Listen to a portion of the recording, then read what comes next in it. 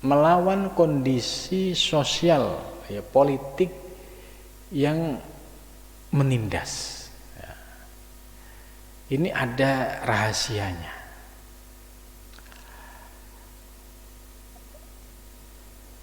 Wallahu a'lam anna bi'satar rusuli wal anbiya, bahwa diutusnya para rasul dan para nabi innama huwa liislahi ahwalil ibad. Sesungguhnya tujuan diutus para nabi dan rasul itu liislahi ahwalil ibad, yaitu untuk memperbaiki ahwal, keadaan atau akhlak, ya, umat pada zamannya.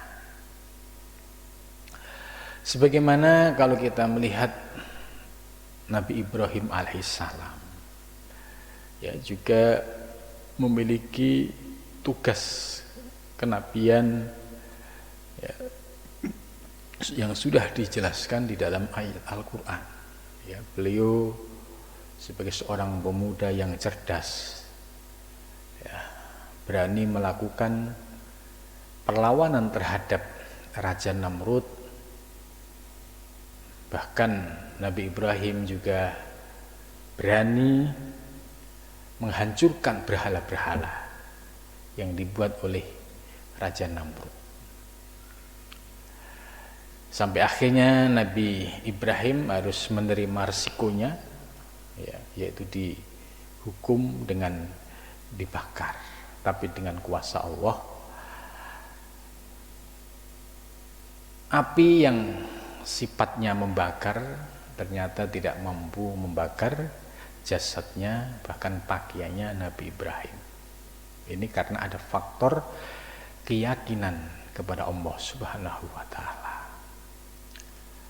Kemudian Nabi Ibrahim setelah itu juga berproses untuk meneguhkan, membuktikan proses keyakinan yang sudah muncul di dalam dirinya ini. Ya, di dalam Quran dijelaskan beliau melihat bintang, dikira bintang itu Tuhan, ternyata bukan. Melihat bulan, dikira bulan itu Tuhan karena cahayanya lebih terang, ternyata bukan. Melihat matahari, dikira ini Tuhan karena cahayanya lebih terang, juga bukan. Ini sebagai proses bagaimana seorang Nabi Ibrahim melakukan, ya, sebuah perjalanan untuk mendapatkan keyakinan yang sesungguhnya. Ya, akhirnya dibukalah pintu kema'rifahan kepada Nabi Ibrahim, sampai dijelaskan di dalam Al-Quran, inni wajjahtu wajhiya lilladzi fatarus samawati wal ardh. Ini adalah deklarasi Nabi Ibrahim ketika mencapai sebuah kemakrifahan dengan menyatakan inni wajjahtu, sesungguhnya aku menghadap lilladzi fatarus samawati wa, yang kepada zat yang telah menciptakan langit dan bumi. Ini deklarasi kemakrifahan Nabi Ibrahim. Ya, dalam konteks Nabi Ibrahim harus melawan Raja Namrud. Begitu juga nabi-nabi yang lain, termasuk Nabi Musa harus berhadapan dengan Fir'aun. Ya, termasuk Nabi Muhammad juga harus berhadapan dengan kaum kafir Quraisy, termasuk para tokoh-tokohnya, yaitu seperti Abu Jahal, Abu Lahab, dan yang lainnya. Tujuan sebenarnya dari para nabi yaitu liislahi aqwalil ibad, ini untuk memperbaiki perilaku masyarakat pada zaman itu. Ya, contoh pada zaman Nabi Muhammad, ya, zaman itu Nabi Muhammad menyaksikan bagaimana melihat perilaku kafir jahiliyah, ya, yang tidak menghargai kemanusiaan. Kalau ada seorang ibu melahirkan anak perempuan langsung dibunuh. Kemudian Ka'bah dipenuhi dengan berhala, dan ketidakadilan cukup nyata di masyarakat zaman itu. Maka melihat kondisi yang seperti ini, para nabi ini punya misi, yaitu bagaimana merubah akhlak umat ya, dari paganisme, dari menyembah berhala menjadi monoteisme, menjadi menyembah Allah Subhanahu wa taala. Ya, dari perilaku keserakahan menjadi perilaku yang bijak, dari ketidakadilan berubah menjadi adil. Ini misi-misi nubuah ini ya, sifatnya universal, akan berlaku sepanjang masa. Begitu juga dalam kondisi saat ini ya, setelah 14 abad ya, kita ditinggalkan oleh Rasulullah SAW, maka muncullah para ulama-ulama yang menjadi pewarisnya, yang terus menggelorakan untuk meneladani Nabi dari sisi spiritualitas, yaitu kaum sufi. Mereka yang konsisten menghidupkan, memberikan bimbingan kepada umat, yaitu liislahil ahwa, untuk memperbaiki tingkah laku umat ya, yang dulunya dari ahli maksiat menjadi ahli taat, yang dulunya dia tidak kenal ibadah menjadi ahli ibadah, yang dulunya dia termasuk orang kaya yang pelit supaya dia menjadi orang yang dermawan, dulunya dia adalah orang-orang yang sering melakukan perbuatan kriminal, kemudian dia berubah menjadi orang yang taat. Nah, inilah peran para nabi, para rasul yang terus berlaku sepanjangnya. Nilai-nilai ini ya, ini sifatnya universal. Maka di zaman sekarang ya, bisa dilihat ya, siapa ulama-ulama ini yang memegang peranan ini, yang senantiasa mengajak umat untuk memperbaiki diri baik lahir dan batin. Karena inilah misi sesungguhnya yang dibawa oleh para nabi-nabi terdahulu sampai sekarang dan yang akan datang. Wa irsadihim ilal khair, dan misi para nabi dan rasul yaitu membimbing atau mengajak umat ilal khairi, kepada kebaikan, waswabi, kepada kebenaran, fi ma'adihim ya, dalam kehidupannya, fi ma'adihim, dalam kehidupan menuju akhirat, wa ma'asihim, dan kehidupan di dunianya. Lah demikian itu seringkali munculnya perlawanan-perlawanan itu setelah munculnya kelompok-kelompok yang mereka itu menampilkan kebatilan secara terbuka, gitu. Seperti masyarakat kafir Quraisy, ya, mereka menyembah berhala secara terbuka. Begitu juga Raja Namrud, ya, Fir'aun juga sama. Mereka menampilkan kebatilan secara terbuka. Maka misi para nabi ini, ya, harus melakukan perlawanan dalam rangka untuk menundukkan kebatilan-kebatilan itu dengan kebenaran. Ya. Begitu juga zaman sekarang. Tentu di saat dunia ya sedang mengalami kebingungan, kegelisahan, maka para sufi, para tokoh-tokoh tasawuf ini harus hadir di tengah masyarakat, memberikan pencerahan-pencerahan, terutama pencerahan batinnya dalam menghadapi kehidupan ini, supaya mereka tetap ada pegangan hidup, ya, tidak sampai frustasi, apalagi sampai lupa kepada Allah Subhanahu wa taala. Terkait dengan ayat At-Taubah ini, karena orang-orang kafir musyrik ya, orang-orang kafir Quraisy ini, mereka sulit dipegang janjinya, ya, kemudian turunlah ayat Taubat ini. Dalam ayat Taubat ini ya tidak diperbolehkan membaca basmalah. Kalau ta'awud a'udzubillah masih boleh ya. Bara'atum minallah wa rasulihi. Bara'atun ya, ini merupakan sikap ya pemutus hubungan. Ai hadhihi bara'atun, ini sebagai pemutus hubungan, wanaqdu ahdin, dan membatalkan janji, wa isqatu dhimmatin, dan menggugurkan dhimmah tanggungan, wa raf'u amanin, dan menghilangkan keamanan, kana bainakum ayyuhal mu'minun, wahai orang-orang mukmin, wa bainal musyrikin, dan antara orang-orang musyrik. Minallahi, dari Allah, wa rasulihi, dan utusan Allah. Ilal ladzina, kepada orang-orang, ahadtum, mereka yang telah janji, minal musyrikina, dari orang-orang musyrik, yaitu orang-orang yang menyekutukan Allah. Jadi perilaku orang-orang kafir musyrik ini ya, mereka satu sisi kadang minta damai ya, ngajak mengadakan perjanjian, tapi suatu ketika dia ingkar janji. Nah, bagi orang-orang yang mendapatkan cahaya keimanan ya, orang-orang kafir Quraisy ya, sebagian ada yang masuk Islam, tapi sebagian yang keras hatinya ya, seperti Abu Jahal, Abu Lahab ya, ini termasuk orang yang keras menentang Nabi.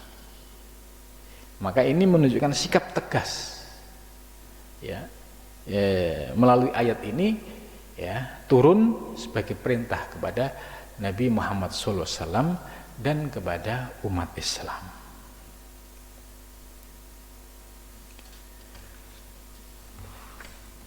Fasihu fil ardi ya, aisiru ayyuhal musrifun. Fasihu itu maksudnya kamu berjalanlah, atau kamu keluarlah, atau kamu pergilah, ayyuhal musrifun, wahai orang-orang yang berlebihan, fil ardi, di bumi, ai fi ardina ya, yaitu di bumi kami, hadhihi aminin ya, ini adalah bumi yang aman, bila khaufin, dengan tanpa ada rasa takut, arba'ata ashhurin, selama 4 bulan. Kila dikatakan hiya ishruna min Dzulhijjah ya. Jadi ini terjadi pada 20 pada bulan Dzulhijjah, wa tamamil Muharram wa Safar wa Rabiul Awal wa asyrum min Rabiul Akhir. Wasta'idu fi tilkal muddah wa hayyu asbabal qital fiha. Wa'lamu ayyuhal musyirun. Jadi setelah waktu 4 bulan ini, wa'lamu, ketahuilah, ayyuhal musyirun, wahai orang-orang kafir Quraisy yang keras hatinya, yang tetap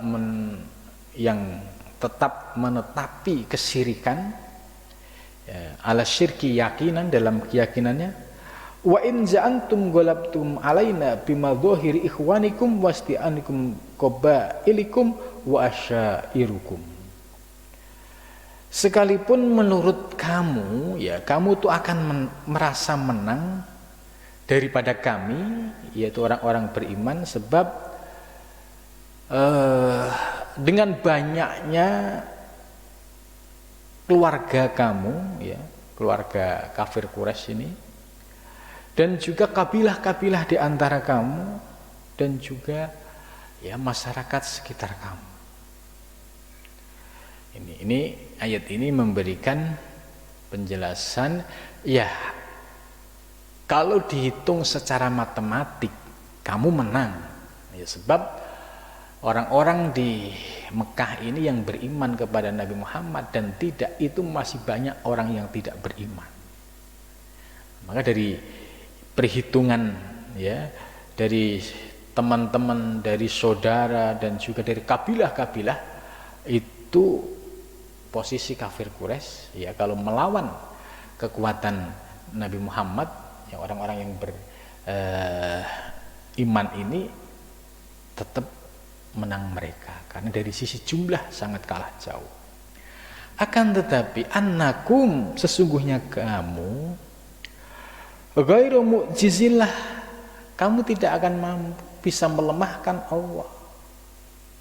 Ailastum ghalibina, kamu tidak akan bisa mengalahkan Allahi atas Allah. Ya, al-muta'azzizi yang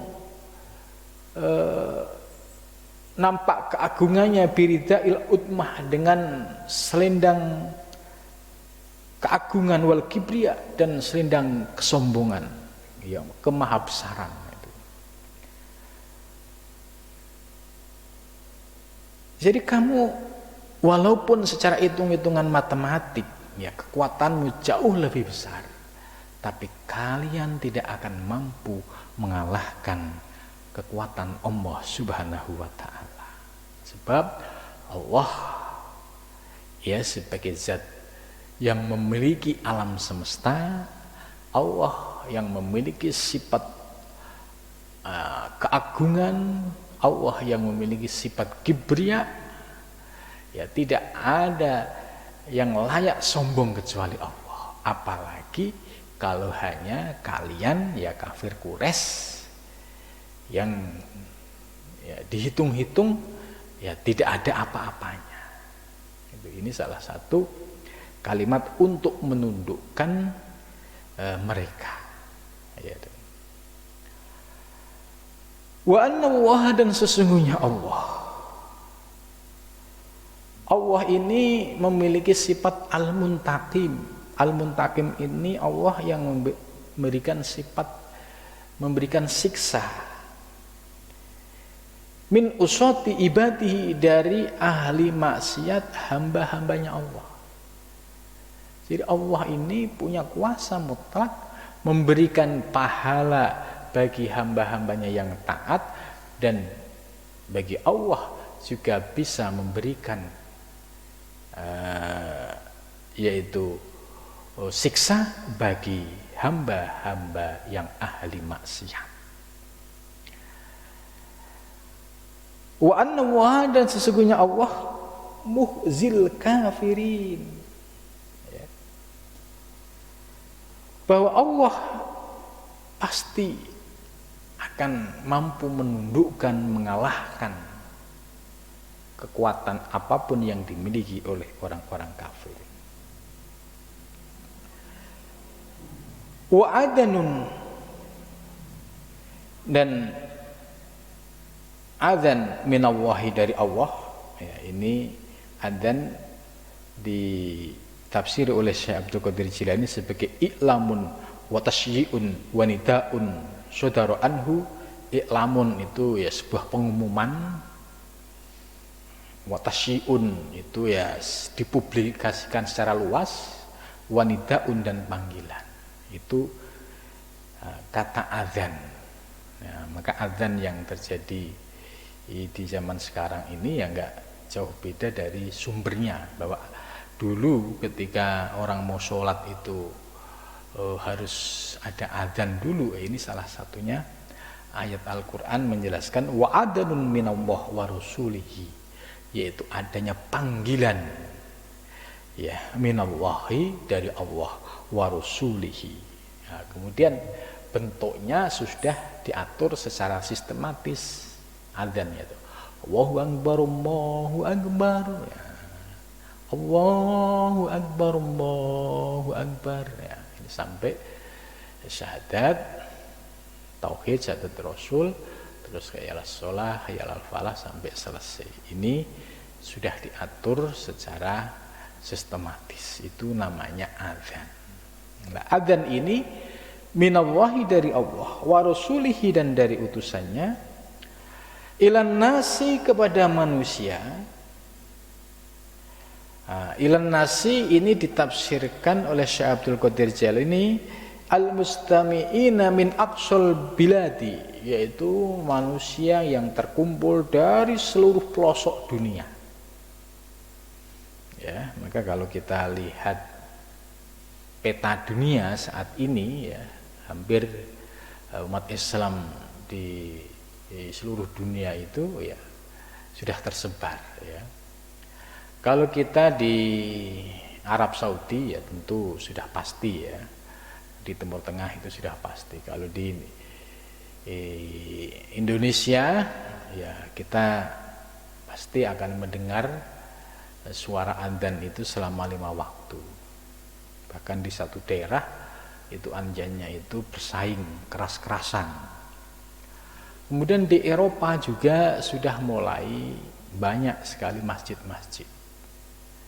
Termasuk di Spanyol, ya, di Cordoba.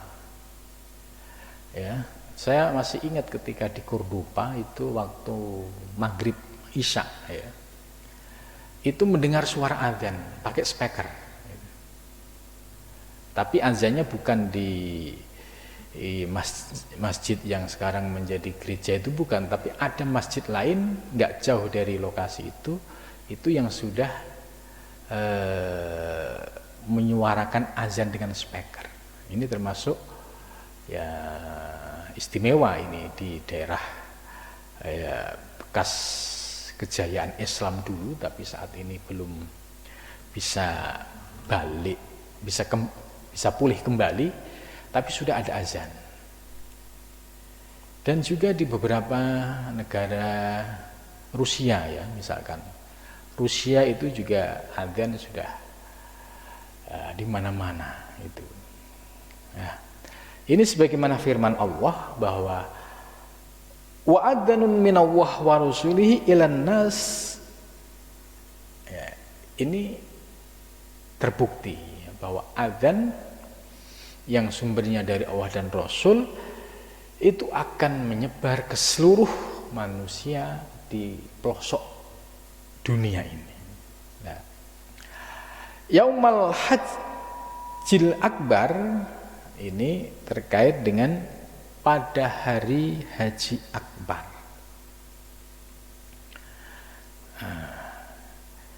Li'anna wuqufa yaum Arafah. Nah, ini disebut hari Haji Akbar, ini alasannya li'anna wuqufa yaumi Arafah, karena wukuf pada hari Arafah kana yaumul Jumat, yaitu terjadi pada hari Jumat. Lidzalika sumiya bihi. Nah, ini perlu kita pahami bahwa ketika wukuf di Arafah pas hari Jumat, maka itu disebut Haji Akbar. Nah, ini juga sudah terjadi pada zaman Nabi Muhammad, dan peristiwa ini didokumentasi oleh ayat Al-Quran. Maka beberapa tahun yang sebelumnya itu pernah terjadi wukuf Arafah pas hari Jumat. Maka itulah yang disebut dengan peristiwa Haji Akbar. Begitu juga pada zaman yang akan datang, apakah haji tahun 2002, 2003, 2000 atau seterusnya, kalau pas wukuf Arafahnya di hari Jumat, itu berarti ya sesuai dengan ayat ini ya, sebagai Haji Akbar.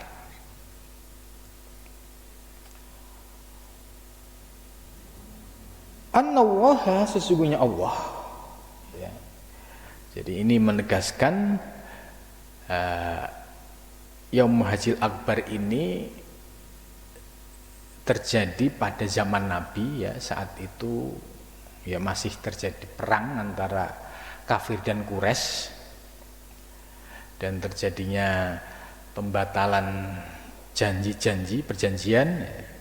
Kemudian sampai penegasan annallaha, sesungguhnya Allah, Allah yang memiliki sifat keagungan dan kemuliaan ini bariun, bebas, ya, minal musyrikina, dari orang-orang musyrik, aimin uhudihim, dari janji-janji mereka, wa mawasikihim, ya, dan ya mawasik itu ikatan perjanjian, layak minhum ba'da amikum hadza. Jadi setelah itu sudah putus hubungan, bariun minal musyrikin, ya, kemudian wa rasuluhu, dan utusan Allah.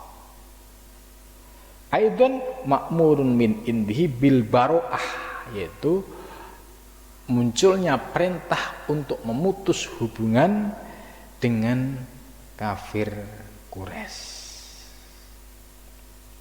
Fa in tubtum, nah, tapi dengan ayat berikutnya ini masih ada peluang kafir Quraisy untuk memperbaiki diri. Fa in tubtum, jika kamu bertaubat, ay rojatum, kamu kembali, amma antum alaihi minal kufri wasyirki, ya, dari kebiasaan yang kalian lakukan, yaitu mengekali sifat kafir dan sifat syirik, kalian kembali dan berubah ilal imani, menjadi beriman, wat tauhidi, dan bertauhid, fahuwa, maka bermula kembalinya dirimu menjadi iman, khairun, itu lebih baik, lakum, bagimu. Nah, jadi ayat yang sebelumnya ini memberikan penegasan bahwa tidak ada tawar-menawar lagi selama kafir Quraisy masih mengekali, ya, dengan kekafirannya, dengan kesyirikannya, maka kita harus putus hubungan, baik umat Islam maupun Nabi Muhammad memutus hubungan dengan mereka. Akan tetapi fa'in tubtum, jika tiba-tiba di antara mereka ada yang berubah, ingin beriman, ya, berubah, ingin meninggalkan kekafiran dan kesyirikan, maka orang-orang yang berubah sikap seperti ini, fahuwa khairul lakum, ini lebih baik, bermanfaat buat dirimu.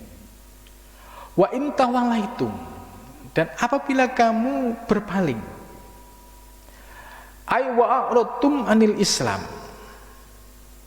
ya, ada dua opsi, ya. Opsi pertama tadi, kalau bertobat, meninggalkan kekafiran, meninggalkan kesyirikan, kembali ke Islam, ini lebih baik.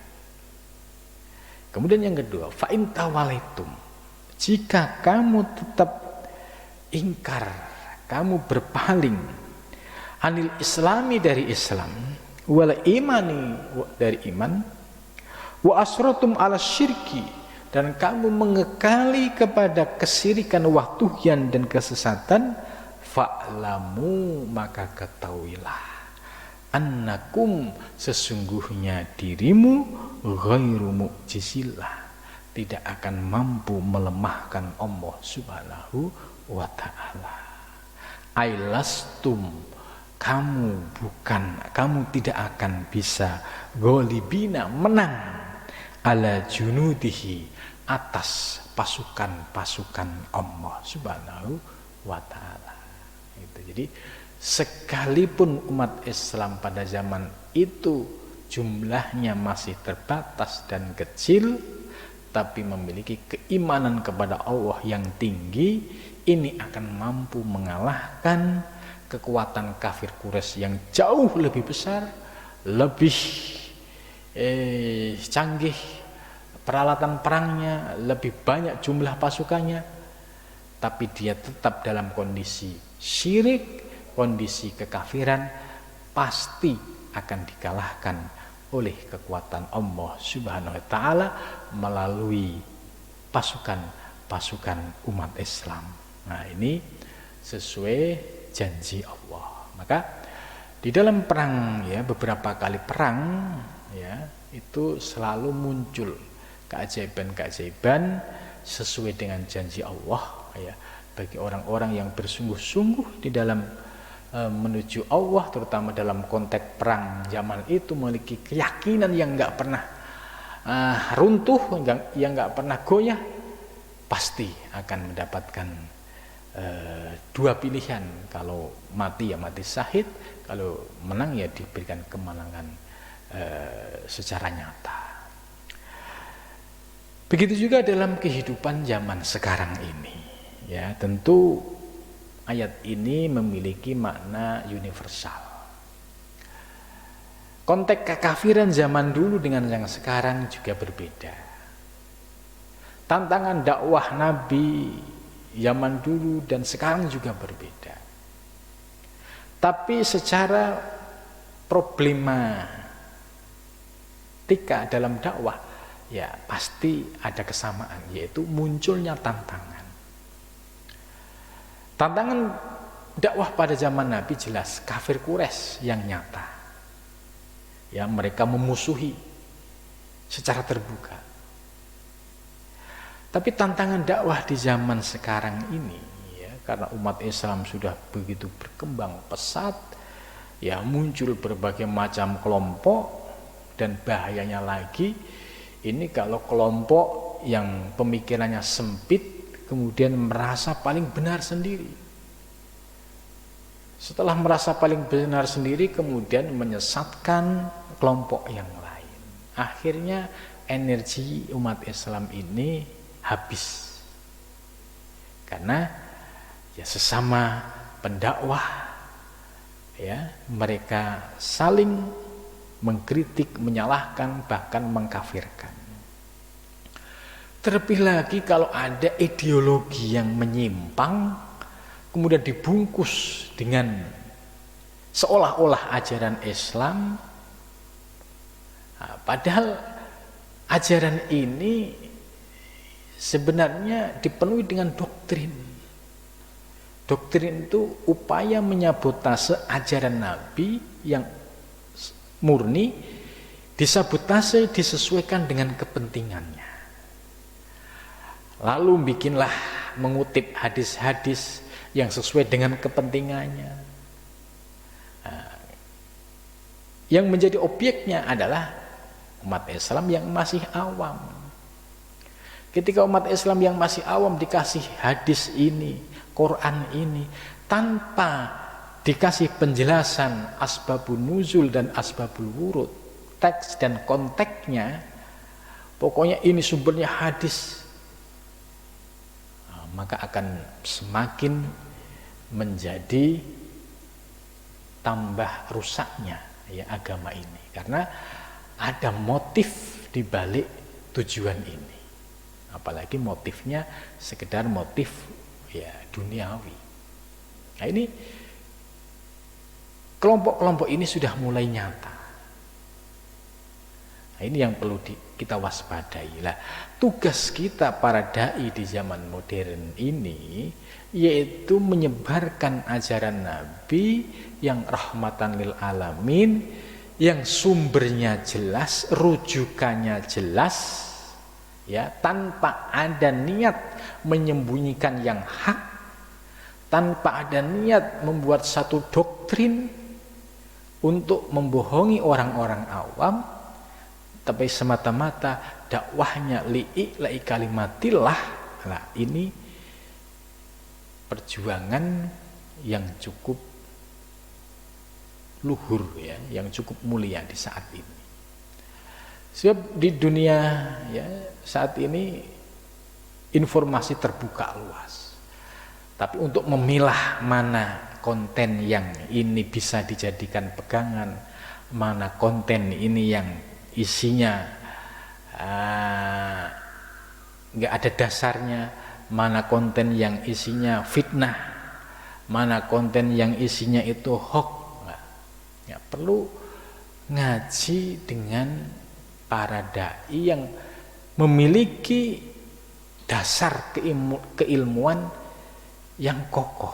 Artinya yang ngajinya pakai kitab, rujukannya jelas, punya sanad guru ya jelas, madhabnya juga jelas, ya, sehingga tidak ada keraguan kemungkinan terjadi penyimpangan. Tidak mungkin kalau gurunya ahli sunnah wal jamaah kemudian muridnya balelo. Tidak mungkin kalau gurunya itu berpaham akidah Asy'ariyah, nggak mungkin terus muridnya menafsirkan dengan penafsiran yang berbeda dengan gurunya.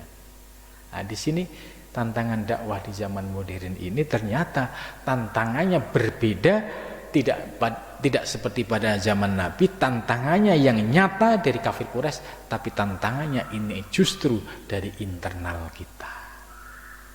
Namun demikian ya, kita harus tetap melakukan dakwah, menyampaikan kebenaran, di mana kebenaran yang kita sampaikan ini didasari dengan ketulusan dalam berdakwah li'ila'i kalimatillah. Jadi tujuannya hanya satu, dakwah yang benar ya dakwah li'ila'i kalimatillah, untuk meninggikan, mengagungkan kalimat Allah.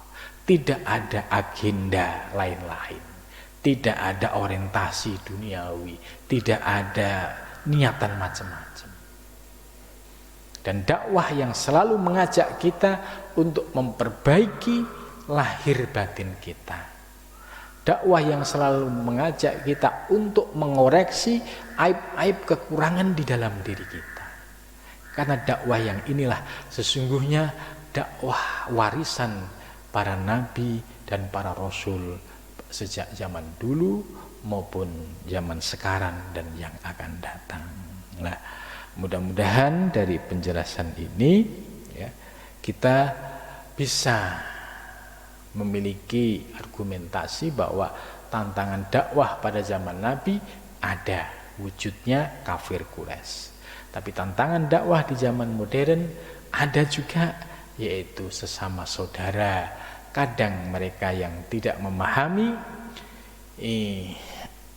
ajaran agama secara utuh ini yang bisa merusak tatanan dakwah Islam. Kemudian berikutnya ya, ayat ini menegaskan fa'lamu annakum ghairu mu'jizillah. Jadi ketahuilah kamu tidak akan mampu mengalahkan Allah. Artinya dalam konteks zaman sekarang, bagi orang-orang yang niat dakwahnya itu lurus lillahi ta'ala li kalimatillah, jangan pernah takut ya, jangan pernah takut, karena Allah akan memberikan kekuatan lahir dan batin. Sementara orang-orang yang tidak suka, sementara orang-orang yang menghalang-halangi dakwah, dengan sendirinya dia akan dikalahkan oleh kekuatan-kekuatan Allah dengan cara Allah. Ya, ini sesuai dengan janjinya. Itu. Wa basyiril ladzina kafaru. Dan berbahagia wahai orang-orang kafir. Ini ayat ini menarik. Orang-orang kafir disuruh bahagia. Bahagia dengan apa? Bi'adzabin alim, dengan siksa yang sangat pedih. Jadi artinya Al-Quran sudah memberikan sebuah tahapan-tahapan nasihat ya, mulai dari yang lemah lembut sampai agak tegas sampai keras ya. Kemudian tetap memberikan solusi. Kok masih tetap tidak mau? Ya sudah, berbahagialah kalian ya, kalian semua yang ingkar ya terhadap ajaran-ajaran para nabi dan rasul, ajaran-ajaran tentang pentingnya memperbaiki aspek spiritualitas, memperbaiki aspek batiniah. Ini juga sumbernya dari para nabi dan rasul. Kalau kalian diajak kok masih tetap keras, ngeyel, nggak mau, ya sudah. Maka wabasyiril ladzina kafaru bi'adzabin alim. Berbahagialah kalian orang-orang yang ingkar dengan siksa yang sangat pedih. Siksa yang sangat pedih ini bisa memiliki dua makna. Siksa yang pedih saat di dunia itu bisa dirasakan melalui sebuah ujian dan cobaan yang nyata, dan juga nanti siksa di akhirat yaitu di neraka. Nah, kalau di dunia sudah merasakan adzabin alim, siksa yang sangat pedih, alangkah sedihnya nanti di akhirat dengan siksa api neraka yang panasnya ya bisa dikatakan 1000 kali lipat dengan panas api dunia. Nah, dari ayat ini kita bisa mengambil sebuah pelajaran bahwa Al-Quran ini sudah memberikan guidance, petunjuk kepada kita tentang metode dakwah yang disampaikan oleh Al-Quran melalui pendekatan yang sangat humanis ya, sampai tegas, sampai akhirnya ya dikembalikan kepada orang tersebut. Kalau kamu mau beriman ya silahkan, kalau tidak ya nggak apa-apa. Kalau kamu tetap ingkar kepada Allah ya rasakan nanti siksaan Allah yang akan terjadi. Nah, dengan ayat ini kita bisa mendapatkan ya pemahaman bagaimana Al-Quran dalam menjelaskan tentang sikap orang-orang kafir Quraisy yang mereka tidak konsisten dan akhirnya diputus hubungan ini menunjukkan bahwa Allah Subhanahu wa taala juga tegas terhadap orang-orang yang syirik dan orang-orang yang kufur. Begitu juga kita ya tentu ya ada saatnya ya bisa bernegosiasi, ada juga saatnya kita juga bisa bersikap tegas. Ini adalah salah satu pelajaran dari Al-Quran. Mudah-mudahan pengajian malam ini membawa manfaat. Wal muwaffiq ila thoriq. Assalamualaikum warahmatullahi wabarakatuh.